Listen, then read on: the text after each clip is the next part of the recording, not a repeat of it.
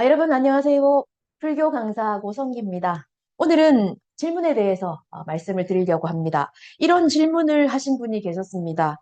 우리들은 악이라는 것을, 나쁜 것이라는 것을 알면서 악을 저지를 때가 있습니다. 또 악인 걸 모르면서 이 죄를 저지를 때도 많습니다. 불교에서는 어느 쪽이 더 무서운 악인지 죄인지 가르쳐 주시나요? 즉, 알고 짓는 죄와 그것이 악이고 죄라는 것을 모르고 짓는 죄 중에 어느 쪽이 더 무섭고 무거운 죄인가요? 라는 질문을 하신 분이 계셨습니다. 오늘은 이 질문을 통해서 말씀을 드리려고 합니다. 대답은 모르면서 짓는 죄가 더 무서운 죄입니다. 보통은 알면서 그게 악이라는 것을 알고 그거를 저지를 경우에 더 죄질이 나쁘고 더 무겁지 않느냐 이렇게 생각하시는 분이 계시는데 불교에서는 그렇지 않습니다.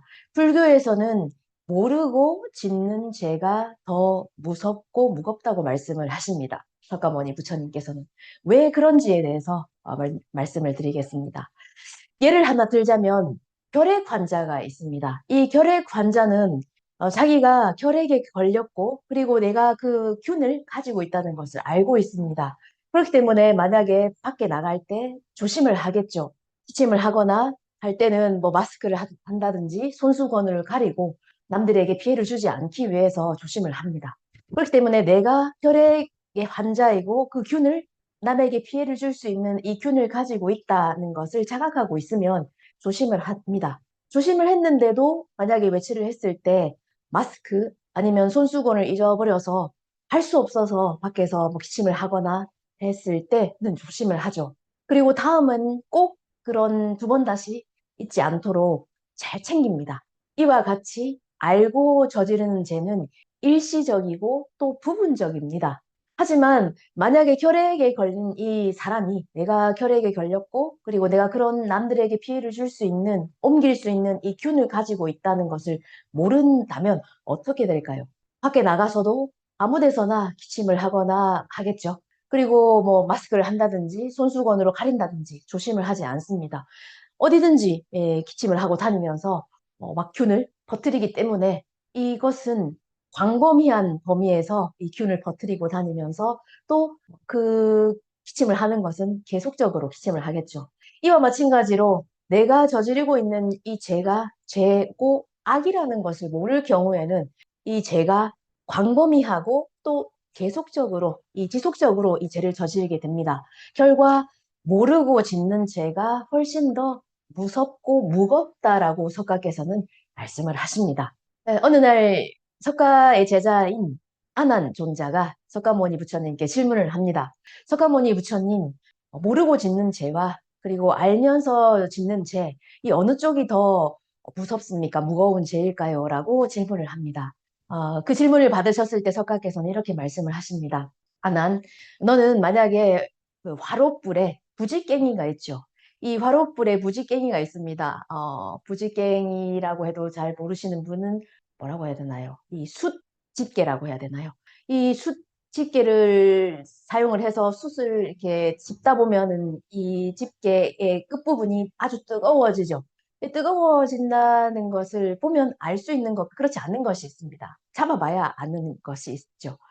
예를 들어서 그 화롯불에다가 이렇게 숯을 이렇게 옮기거나 아니면은 밤을 구워 먹거나 할 때 쓰는 부지깽이, 이 부지깽이가 뜨겁다는 것을 알고 이 부지깽이를 잡는 사람과 모르고 이 부지깽이를 잡는 사람, 어느 쪽이 더 큰 화상을 입을 거라고 생각하냐라고 석가는 아난존자에게 물으셨습니다. 그러니 아난존자는 석가모니 부처님 당연히 이 부지깽이가 뜨겁다는 것을 모르고 잡는 사람이 훨씬 더 큰 화상을 입습니다라고 답을 합니다. 그렇죠. 이게 뜨겁다는 걸 알고 있으면 우리는 잡을 때 조심합니다. 하지만 이게 뜨겁다는 걸 부지깽이가 아주 뜨거운 걸 모르는 사람은 그냥 확 잡아버리죠. 특히 아무것도 모르는 갓난 아기의 경우에는 뜨겁다는 것도 모르기 때문에 그런 것을 겁없이 확 잡아버리면 큰일 나는 것처럼 부지깽이가 뜨겁다는 것을 모르고 잡는 사람이 훨씬 더 큰 화상을 입습니다. 라고 아난존자가 석가모니 부처님께 말씀을 드렸습니다.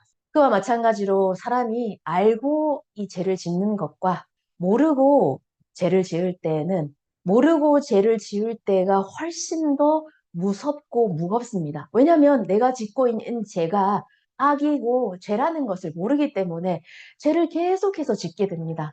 석가의 제자 중에 한 사람이 이 주리반득은 20년간 청소를 합니다. 석가께서 청소를 하라라는 그 말씀을 듣고 한결같이 20년간 잘하지는 못하지만 청소를 끈기 있게 계속 청소를 합니다. 그리고 이 주리반득은 어떻게 해서 석가의 10대 제자가 되었는가 하면 어느 날 내가 청소를 하고 있는데 이런 곳은 더러울 거다. 이런 곳에는 먼지와 그런 쓰레기들이 있을 것이다. 라고 생각하면서 그런 청소를 하는 더럽다고 생각하고 있는 그런 부분만이 더러운 것이 아니라 이런데 먼지가 있을까? 쓰레기가 있을까? 뭐 그런 것들이 쌓여 있을까라고 전혀 생각지도 못한 곳에 쓰레기들이, 먼지들이 쌓여 있다. 내가 예상치도 생각지도 못한 곳에 쓰레기들이, 먼지들이 있는 거구나 라는 것을 알게 되었고, 그리고 그것으로 나는 내가 어리석다고 생각을 하고 있었으나 내가 자각하고 있는, 내가 알고 있는 이 어리석음은 전혀 이 한 부분, 일부분에 불과하다. 내가 모르는, 내가 아직 깨닫지 못하는, 자각하지 못하는 나의 어리석음은 훨씬 더 한 것을 알게 되었습니다. 그걸 알아차렸을 때 주리반득은 깨달음을 얻었다. 그리고 석가의 10대 제자가 되었다고 합니다. 이것처럼 우리가 알고 있는, 자각하고 있는 내가 악을 저지르고 있고 죄를 저지르고 있다고 생각하고 있는 이 악은 정말 일부분, 빙산의 일각에 불과합니다. 우리가 모르는, 내가 모르는 내가 저지르고 있는 악과 죄는 이 빙산에 보이지 않는 이 바다 속에 잠겨 있는 아주 거대한 빙산과도 같습니다. 그렇기 때문에 우리는 내가 모르는 모습이 훨씬 더 많다, 크다는 것을 알아야 합니다. 이건 어떻게 하면 알 수가 있는가? 그 가르침이 바로 불교 가르침입니다. 불교 가르침을 한마디로 말하자면 법경입니다. 석가께서 돌아가시기 전에 석가의 가르침을 들은 사람이 석가모니 부처님, 석가께서 설하신 이 45년간 설해주신 불교 가르침을 한마디로 표현하자면 어떤 가르침입니까? 라고 질문을 했을 때 석가께서는 법경이다. 나는 너희들에게 법경을 주겠노라, 남겨놓고 가겠노라 라고 말씀하시면서 돌아가셨습니다. 이 법경이라고 하는 것은 법의 거울입니다. 법이라고 하는 것은 달마, 진실입니다.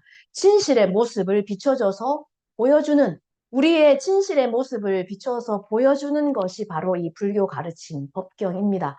그러면 불교 가르침이라는 법의 거울, 진실의 거울에는 어떤 내 모습이 비춰져 있는가? 우리는 어떤 내 모습을, 진짜 내 모습을 볼 수가 있는가? 그것을 듣는 것이 불교 가르침을 듣는 것이고, 그 진짜 내 모습을 아는 것이 불교를 아는 것입니다.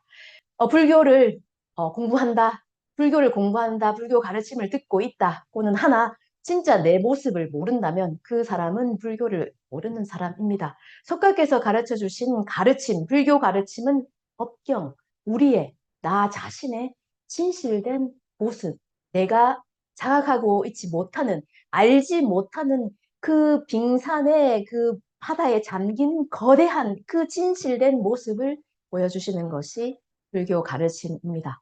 오늘은 알고 짓는 죄와 모르고 짓는 죄, 어느 쪽이 더 무섭고 무거운 죄인가요? 불교에서는 어떻게 가르쳐 주십니까? 라는 질문을 통해서 말씀을 드렸습니다. 답은 모르고 짓는 죄가 훨씬 더 무섭고 무거운 죄입니다. 그렇기 때문에 우리는 어떤 죄를 짓고 있는가, 내가 어떤 악을 저지르고 있는가를 아는 것은 또 중요하다는 말씀과도 같겠죠. 오늘도 끝까지 시청해 주셔서 감사합니다. 또 새로운 영상으로 찾아오도록 하겠습니다.